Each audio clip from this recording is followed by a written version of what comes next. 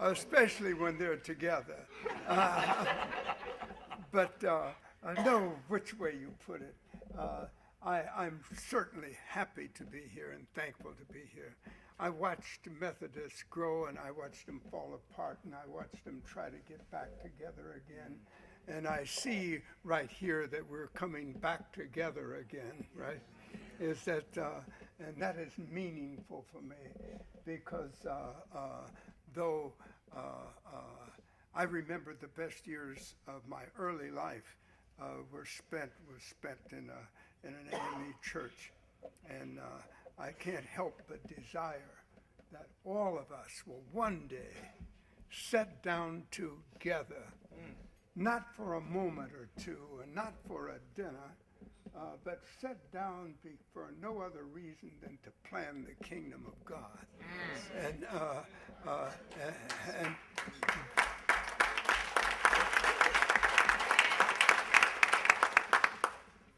because that's what it's all about, all right? And when I say that, I can't help but think about the fact that ministry is the thing that matters.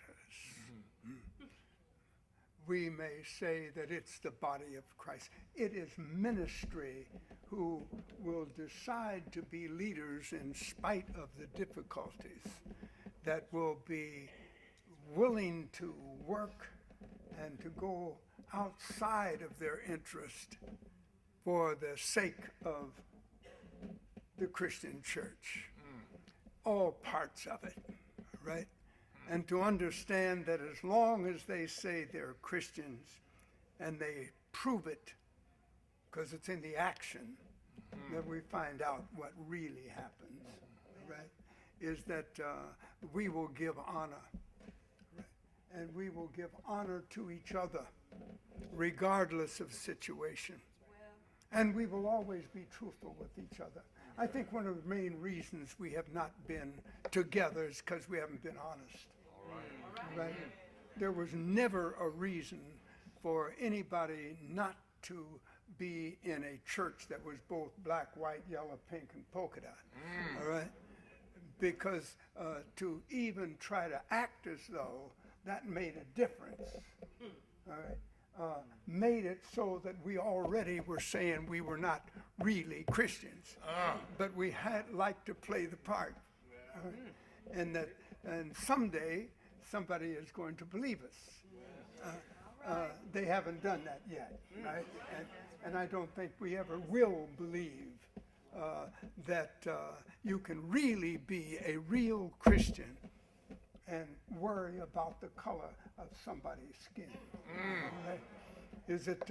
It's a denial of what we're talking about, right? And this matter of ministry is what it's all about. You know, I was with Martin King, and that was the thing that was most important. Martin didn't care what you looked like, didn't care where you came from, didn't care about anything, didn't care about what was going to happen to you, didn't care whether anybody liked it or not, but we were going to love one another at a higher level than we have been doing for centuries now. You know, can you imagine what God's suffering is going like for centuries, right? We have said, oh, we are yours, O Lord. There wasn't much to prove it, all right? Because if we couldn't love one another, we really were denying the Christian faith. It's a very simple matter. Either you love people or you don't love people, all right? And if you don't love them, we wonder where the Lord is in it all, right? But I talk about Martin so much because he's the only person that I met that is really worthy of all the honors he's gotten. All right? Is that he's proved it. Is that when we think of all of the millions, really, of ministers that we've had in the Christian faith, right? is it black, white, with all of us. Put us all together, right? And when we think about that, is that Martin is the only one, the only minister, regardless of all the lines we've had and who's better than whom. It's regardless. He's the only one that's been really on the American mall. He's the only one that has a holiday. He's the only one that they had to shoot down in order to stop. All right. When we really think about it, we have to realize that if you have to suffer for it, then you probably live up to it. If you haven't had to suffer, you're not likely to know much about what it's really about. And if all the sin we see about us is not worthy of our facing up to it and telling it's wrong. You know, I've walked into or tried to walk into churches where they didn't want me, right? They had clubs outside, right? I enjoyed it because I let them know who they were. All right? Is that, and if we don't let people know who they really are, all right, and what they're really like, and how far away from Christ they are, not how close to Christ they are, then there's something wrong with us. Right? It has to be seen that way in order to convert. Or maybe we think that because they say they're converted, they're converted. The point being is, I wonder if Christ says that, right? Is that, and how much laughter goes on in heavenly places, right? About who thinks they're making it and they're not going to make it. And I think about all of the great grandfathers and great grandmothers who turned down other people and try to even act like they were not people. Is that will they get there? I don't know. In fact, I don't want to find out, really. I just want to walk around that one because they're dead. They can't be changed anyway. All right. And it makes all the difference in the world. Is that, or outside of the world, it makes more difference. Is that how we do it makes what really counts. The responsibility is with us.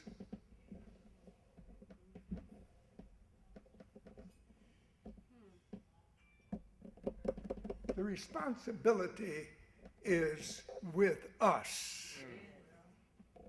The church as it has been hasn't made it. All right? And people all over the world know it. And we're coming into a world where that everybody is held accountable from the very beginning. There's no place to hide behind missionaries anymore, all right, who never intended to be. I've had missionaries come to me and say, you know, is that I was in Africa and the people didn't like me, but they loved my wife. Is that I was their minister, but they loved my wife more than they loved me. How is that? Is that what are we really saying to the world? Right? And we're one of the smallest groups in the world, really. We act as though we're not because we got more money than everybody else, right? And you wonder sometime who our God really is, all right? Is that where are we going and what are we going to do? Remember, it's in the action again that makes the difference. This is what I learned in the civil rights movement. It's not in the talk. I could always talk. Most of us can. That's why we're in this business, right? We can all talk real well, right? The point being is, what is the action like? Huh? All right. This is why the world loved Martin. Isn't it interesting, all of the people that want to burn down the place when they kill Martin? We die every day, and I don't see anybody really caring that much about us. And we're likely to call those who burn down things evil. And they're burning it down because they were looking for something good, and we were destroying something good. And then what made the difference? All right. I know I only got 15 minutes, but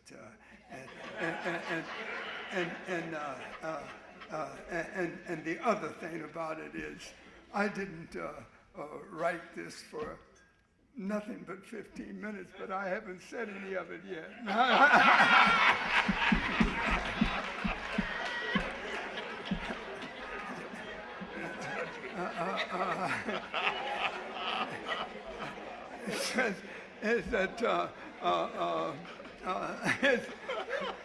I used to do that on Sunday mornings too.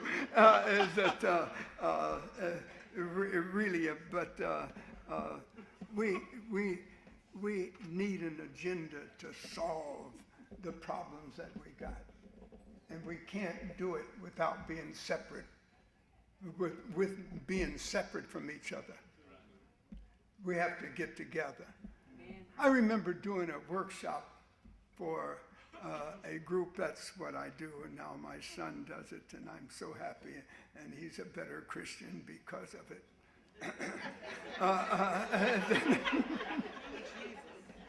But the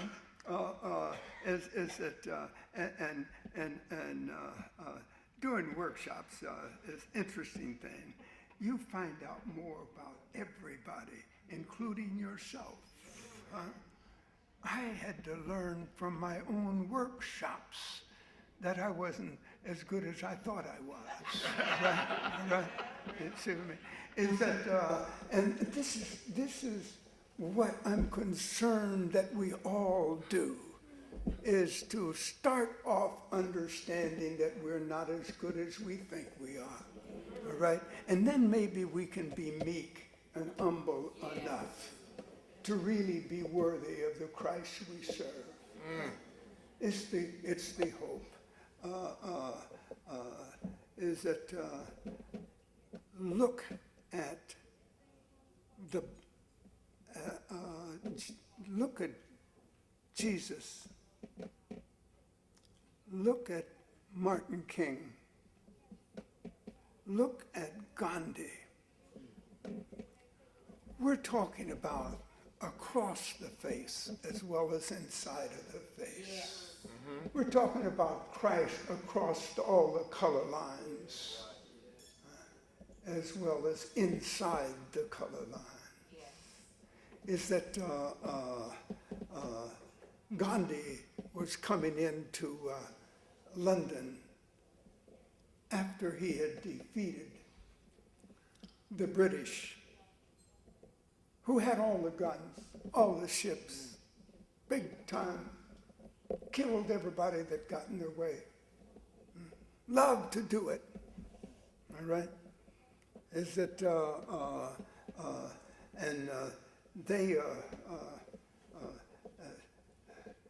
and Gandhi was coming in, and in those days, remember, you walked down to the ground from your airplane. Remember the steps, Some people won't remember. I think most of the students are over there, right?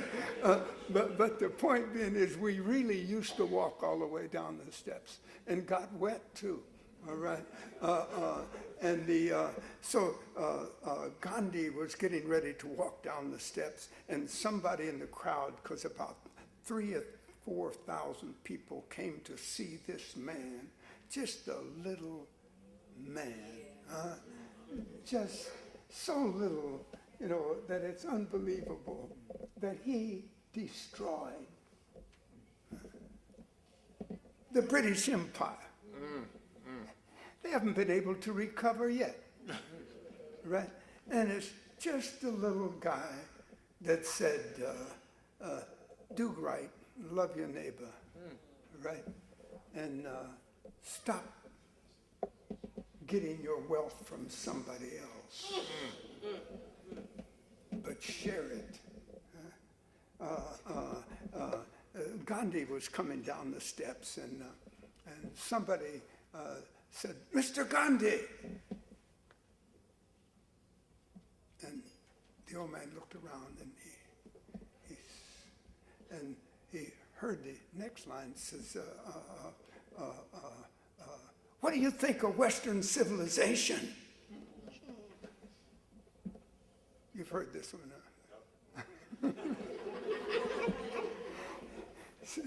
huh? Gandhi looked around and he said, "Oh, there you are, there you are." And says, "Is it?"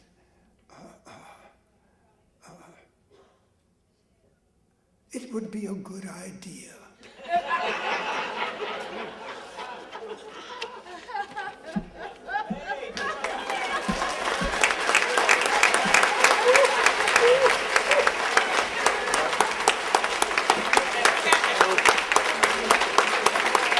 It would be a good idea.